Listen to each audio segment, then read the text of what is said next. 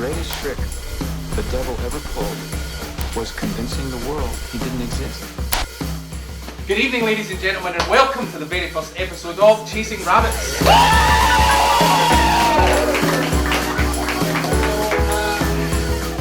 First performer here, hailing all the way from Wales. This performer has worked with such luminaries as Derren Brown and Dynamo. He won a BAFTA for his role in the multi-award winning TV show Help My Supply Teacher Is Magic.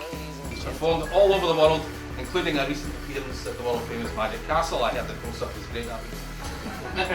And now he's here for your entertainment pleasure. Please put your hands together for my very good friend, ladies and gentlemen, Mr. James Went.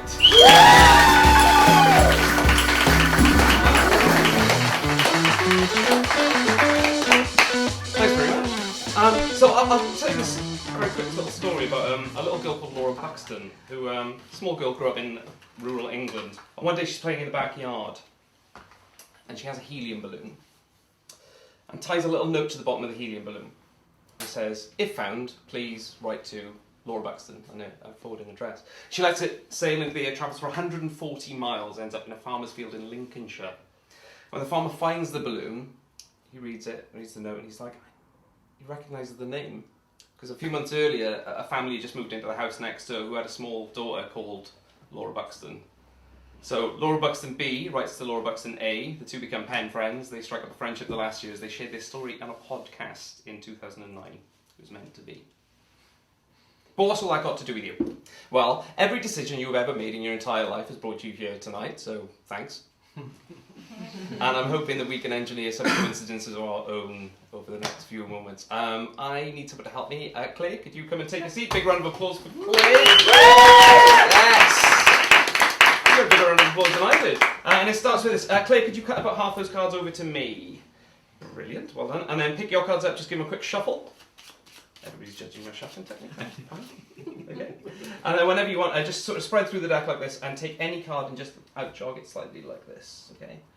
Oh, you're going to go with that one? Sure. Okay, look, I'll take that and put it on top of my cards. I'll take that and put it on top of your cards. Now, I said we'd engineer a coincidence. Now, you gave me the four of spades and I give you four of clubs. I mean, most people clap at that point. But don't okay, let's try that again. So give him another little shuffle. Okay, let's go again. Yeah, and the same thing again. Just go through, take out any card you wish. Just out-jog it like this. You're going to go with that one? Yeah. Sure? Yeah. Okay, look, I'll give you mine. You give me yours.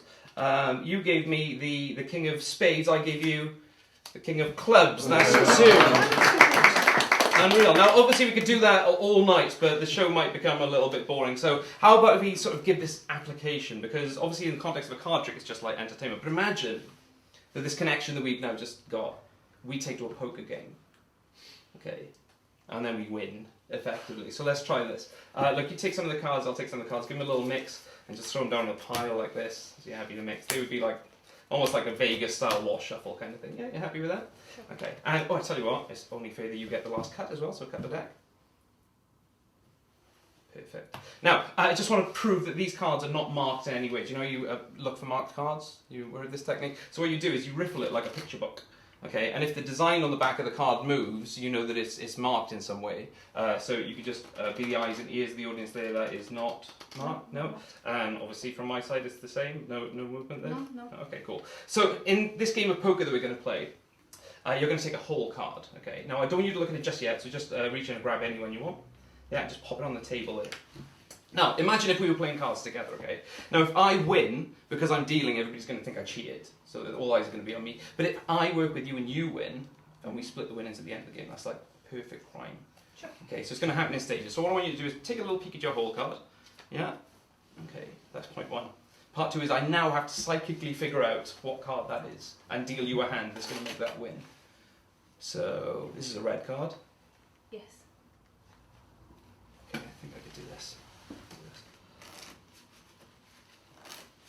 If I go maybe there.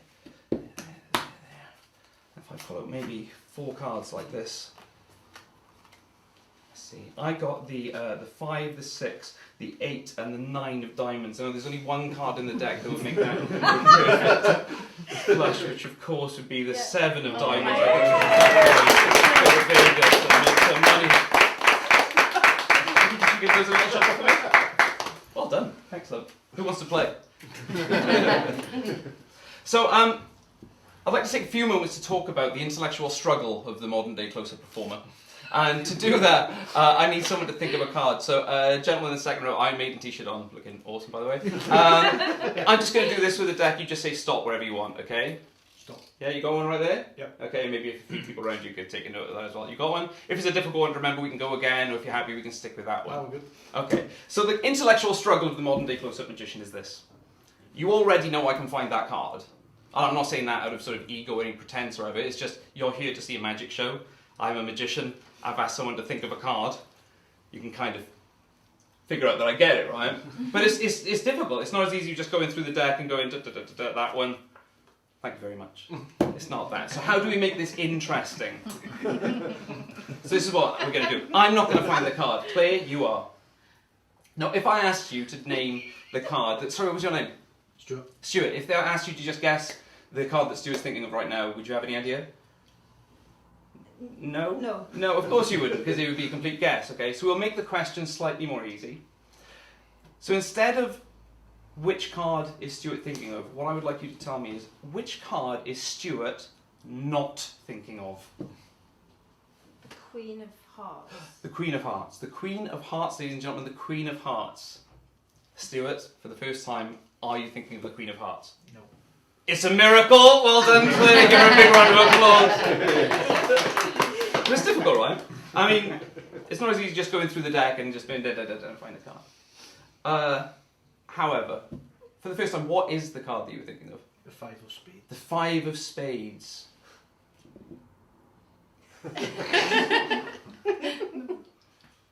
Ladies and gentlemen, the 5 of spades. But this is the thing. See, I asked you to name the card that he wasn't thinking of. Okay, and there is a reason I asked you that specific question, because there's one card in the deck that he couldn't possibly think of. You see, inside my wallet there is a zip, and inside the zip there is an envelope with a question mark on it, because we all know the punctuation is mysterious. Inside the envelope, which was inside the zip, inside the wallet in my pocket, there is a single playing card. Not just any playing card, this is the only card in the deck that Stuart could not think of. Now, Claire asked you to name the card that Stuart wasn't thinking of, and you said the Queen of Hearts. Queen of Hearts. Ladies and gentlemen, the only card in the deck.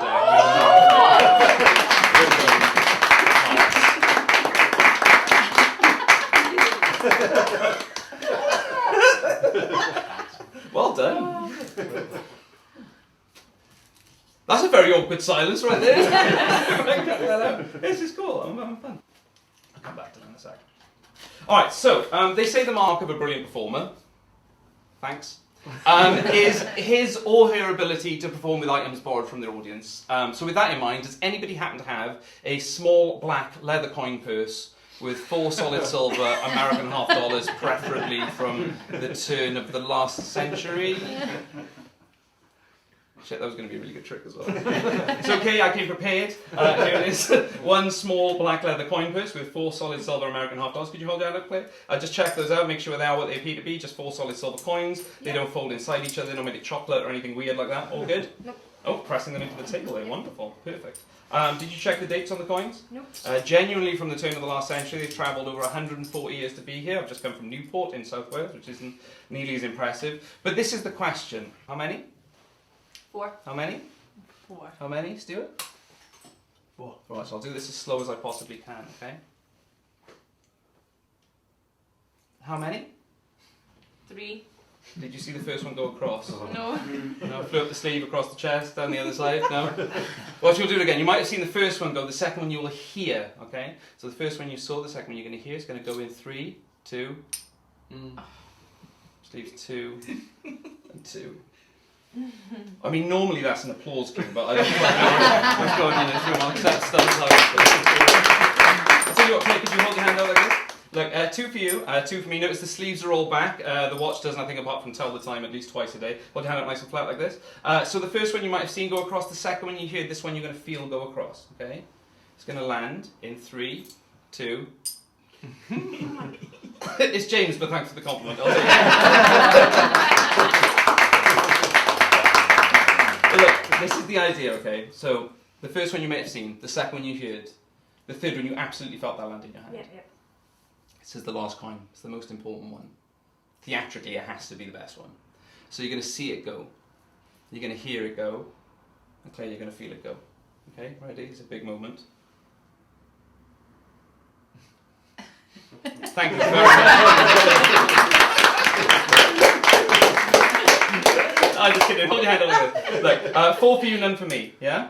Yeah. All good? Look, if I stack them up like a little stack of poker chips like this, if I take the top one, can you close your hand for me? Now, earlier on I made a big deal about the black leather coin purse. Remember I said about the coin purse? Mm-hmm. I made a big deal about it because it's actually magic. As Tots TV used to say, le sac magique. And if you get that joke, you're a child of the 80s. But look, if I take the black leather coin purse and wave over my coin like this, see, my coin completely disappears. It doesn't go inside the coin purse, although that would be a pretty good trick. It actually becomes invisible, travels all the way through the air, and ends up back in your closed fist with the other 3. Yeah.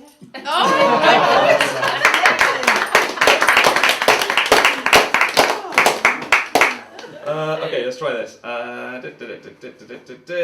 think I'll try this next. It's a good trick. Cool. So I think what magic is kind of missing at the moment is this idea of the ritual. You see, back in the olden times, magic was all about like sort of shamanism and witch doctors, and you know the magician would be seen as the person of sort of power and intelligence, and now it's kind of a weird guy in a tuxedo with a dove or something. So it's changed slightly. And I kind of miss that element of the ritual. So we're going to try something tonight. This hopefully feels a bit more like that. And to do this, we need a card selected. So sorry, what was your name? Lisa. Lisa. Okay, Lisa. If I do this, could you just say stop for me? Stop. There, right there. Okay. Just take that card. Take a look at it. Okay, and maybe show the camera, maybe show a few other people. All good? And you can stick that back in any way you want, it doesn't matter, that's fine. Okay. Cool, so we've had one card selected, we're going to have one card thought of as well. I tell you what, could you, what was your name, sorry? Megan. Megan, lovely to meet you, Megan. Okay, Megan, I'm just going to do this. You just say stop wherever you want. Stop. Stop right there. Okay, remember this card? Yes. Got it? So we've had one card physically selected, we've had one card just sort of looked at in the deck. Now comes the ritual. You see, if I was a genuine magician, I wouldn't waste my time with like mere card tricks. I would all be about controlling the elements. Ladies and gentlemen, fire. You probably figure out how that works. But look, this is what we're going to do. So what was your name again? Lisa. Lisa, could you lean forward slightly and just hold the deck like this? Okay, just over the table if you could. Let's try this. You remember where your card was? Mm-hmm. Watch. Now you can probably feel that heat. Mm-hmm. Under the deck, and I think that's enough time. You see, ladies and gentlemen, I think what's happened is, you notice there's no mark on this card, and there's no mark on this card, but through some kind of shamanistic wonder, you'll see if we look through the deck, there's actually one card that has been burnt, and you can touch that as genuinely scorched. You can feel the scorch marks on there, and Lisa, you can feel that as well. That's only half a trick. If it's not a card, this is such. Lisa, for the first time, what was your card? The 2 of spades. The 2 of spades, ladies and gentlemen. The 2 Yay. of spades. That's only half the trick. It was Megan, wasn't it? Megan, you have a card in mind. Yes? Don't tell me what it is just yet. Okay. Just take hold of the card like this and hold it sort of parallel to the table. Like so. Okay. Okay, watch. Okay, so just look at me for a second. And you remember the name of the card? Okay, just keep thinking of the card. Okay, but just look into the flame. Because if I was a shaman, this is what we would do. And like if I wave that underneath, like so. For the first time, what was your card? The 7 of hearts. The 7 of hearts, ladies and gentlemen, burnt into the face of the 2 of spades. Oh. There we go. You can take that, you put that on your pillow tonight. Yeah. There'll be £40 there. Joking, it's 50. Okay, so I'm kind of interested in the idea of sort of bucket lists. When I said the story about the little girl earlier, it's kind of interesting when you start to think about like sort of stories in your own life and like things that have happened to you that may seem like amazing coincidences or things that stand out as memorable. And things that haven't happened to you yet that you would like to happen. Hence the concept of a bucket list. Are we all familiar with the concept of a bucket list? Mm-hmm. Yeah, I think it was made popular by a film in the 90s with Jack Nicholson. So what I'd like a few of you to do this evening is just think of something that you would like to achieve at some point.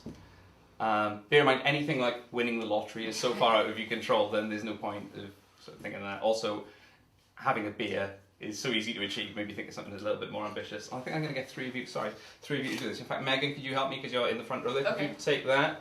And in fact, sorry, what was your name? Clear. Claire. Oh, lovely, another Claire. If you could just take that for me, and sorry, it was Lisa again, wasn't it? Lisa, if you take that for me. Okay, whatever you're thinking of right now, whatever your bucket list item is, could you please write it on the piece of paper, make sure nobody sees, even the people behind you. When you've done that, if you could just hold it against your chest. No pressure. No pressure. What you want to achieve? Yeah, anything. It could be anything you wish. Okay. Oh, excellent. Megan's gone straight to something there. Okay. Once you've done that, I'll take the pens from you. But if you just keep the thing. Oops, Oh, sorry. sorry. Okay. Done that. Okay. Cool. I'll take the pen. And then, if you could please hand those pieces of paper face down to Claire, my lovely assistant on the side there. Once you get those, Claire, if you could just give them a little mix, not like a band, like a genuine little mix. Just so we don't know whose is who. My job is going to be to try and discern who wants what. Okay, all good?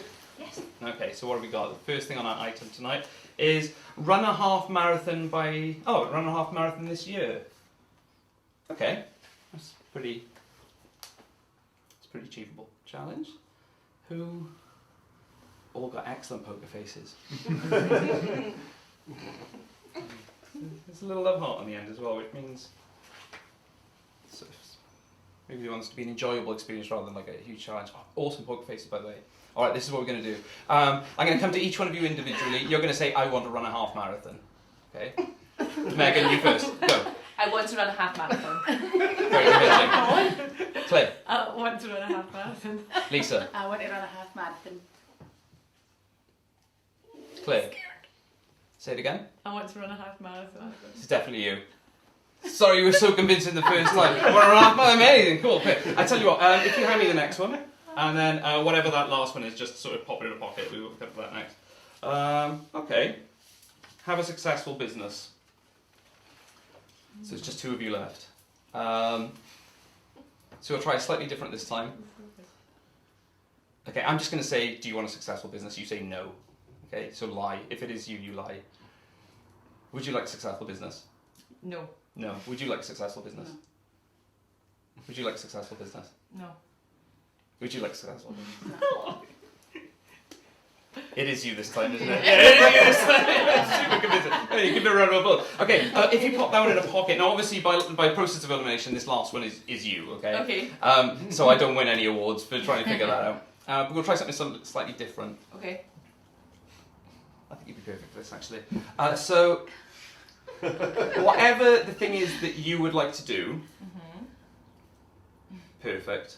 Okay, I'm alright. This is just concentrate on you doing this, which is kind of a strange act because I think this thing that you want to do isn't like an action. It's not like a lot of people say like bungee jump or sort of something like that. It involves movement, but I don't think it's not like I run a marathon or something. It's more like a travel thing. Is it to go to a place? Don't give anything. Is it to go to a place? You could say yes if I'm on the right track. Yeah. Oh, sorry, I thought I was to say this. Oh no, okay, no, that's Okay, fine. yeah. No, yes, it is. So it's to do with travel, but I don't think this is like I had somebody recently put like travel Europe, which is quite sort of a large area made up. This is a specific country, isn't it? Mhm.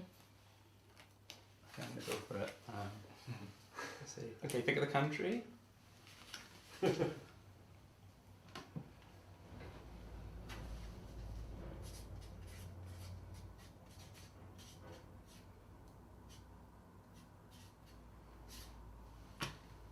You see where I wrote? Okay, for the first time. Oh, this is so tense. What country would you like to travel to? Australia. Ladies and gentlemen. Australia. Move to Australia. Oh, moving to travel. Oh, amazing.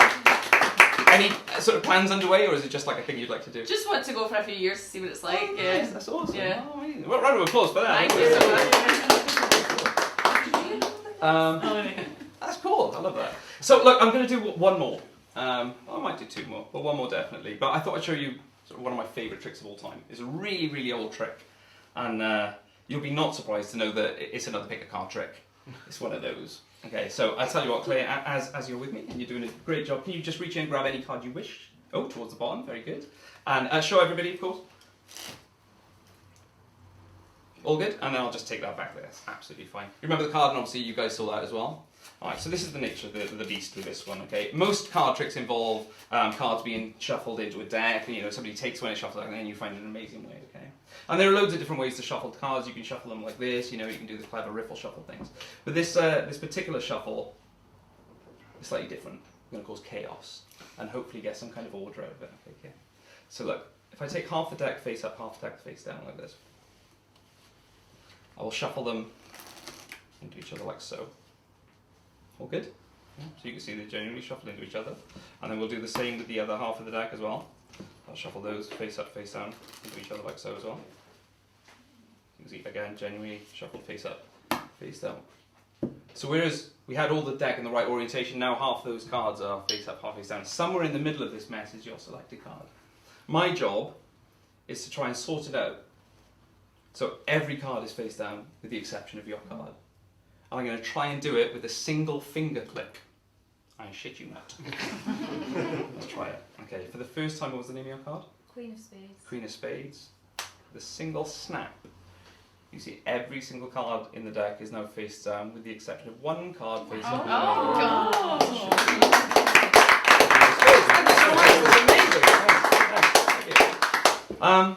Why don't we try something else? Yeah. Should we try something else? Yeah.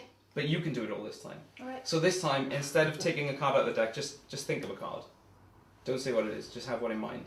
Okay. Alright. And you can do all the shuffling. Okay. So we will do this in a specific way. We will take maybe a quarter of the deck there. I'll tell you what, cut off about that many cards, you just pop them there. And then, oh no, just there, yeah, that's fine. Yeah, that's fine. Fine. And then about half of those, just pop them there. Perfect, and then obviously these are whatever, put them there. Okay. All good. Right now, do you have any idea how many cards are in each one of these piles? No. How could you? It's completely random, okay? Look, we'll make this more random by taking some of these and turn them face up, face down. So just like we did in the last trick, okay? And I tell you what, why don't you, in your best manner possible, can you shuffle together, or should we just do that and you can smoosh? Yeah, Let's just smoosh. Okay. Yeah. All good? Yeah. Okay, and then we will turn those over and we will smoosh those into those. Sure. Go for it. Yeah, all good?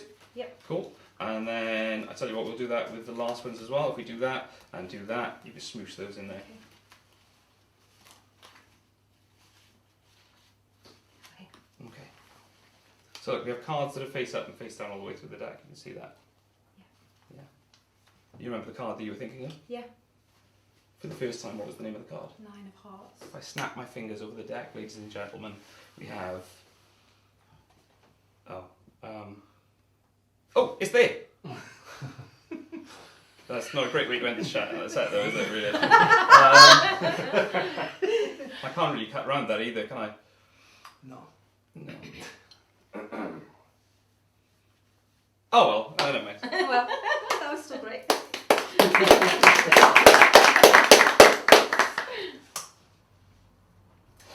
But sometimes, like I said with the story at the beginning, sometimes when we try and build these own coincidences, these own experiences for ourselves, we're quick to dismiss things that don't seem important, like a discarded helium balloon or the order of a shuffled deck of cards. You did shuffle these face up, face down, you cut all the piles. Yeah, and you ended up with these, and it just so happened that the card that you thought of is right there. Yeah. I think there's something more to this. Does this chain of cards mean anything to you at all? Queen, 7, 9. No? Oh my god, no. I think it looked quite a lot like my phone number, but. What is your phone number? It doesn't have to be 07. 0798224. Shut up.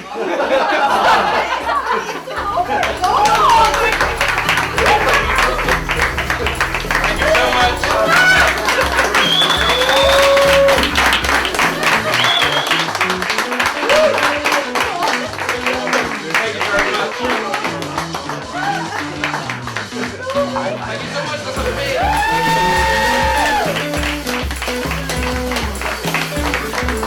Ladies and gentlemen, please put your hands together one more time for James.